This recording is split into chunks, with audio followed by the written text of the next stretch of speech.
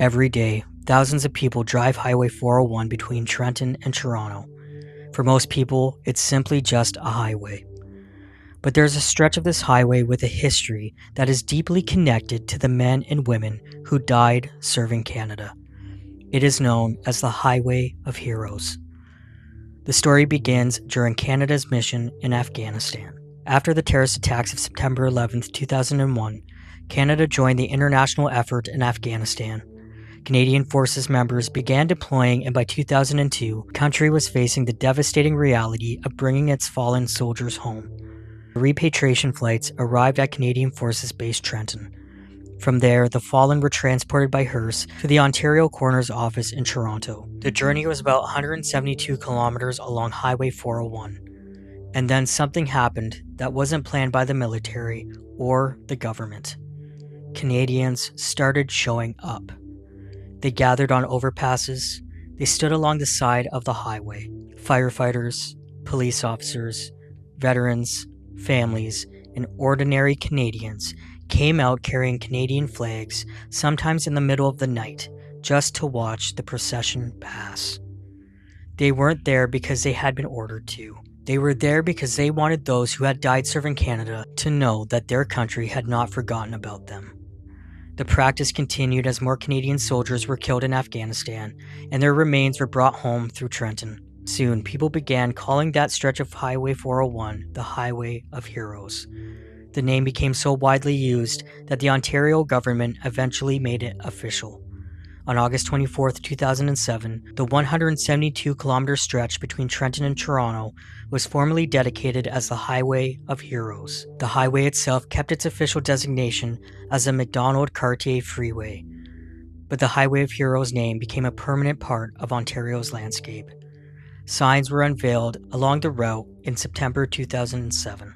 And by then, the sight of people standing on the overpasses had become one of the most recognizable symbols of Canada's involvement in Afghanistan. There is something particularly powerful about the fact that the Highway of Heroes wasn't created by a government announcement first. It was created by ordinary Canadians showing up. They came to pay their respects to strangers. And over time, those strangers became names and faces known across this beautiful country. Canada ultimately lost 158 Canadian Armed Forces members during its military mission in Afghanistan. Each repatriation was another solemn journey along this stretch of road. The Afghanistan repatriations eventually came to an end in 2011, but the Highway of Heroes didn't stop being part of Canada's military history. The route continues to be used when fallen Canadian service members are transported, meaning that the highway's original purpose as a final journey home still exists today. The route begins in Quinte West near CFB Trenton, where many of those repatriation ceremonies took place, and that's why the area around Trenton became so closely connected to the history of the highway. There's another chapter to the story that began after Canada's combat mission in Afghanistan ended. In 2014, Canadians came up with a new way to preserve the meaning of the highway.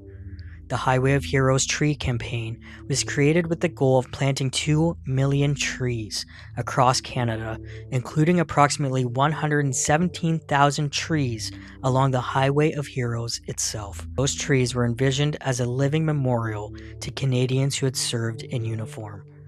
Instead of simply remembering the fallen through monuments made of stone and metal, the idea was to create something living that would remain along the route for generations.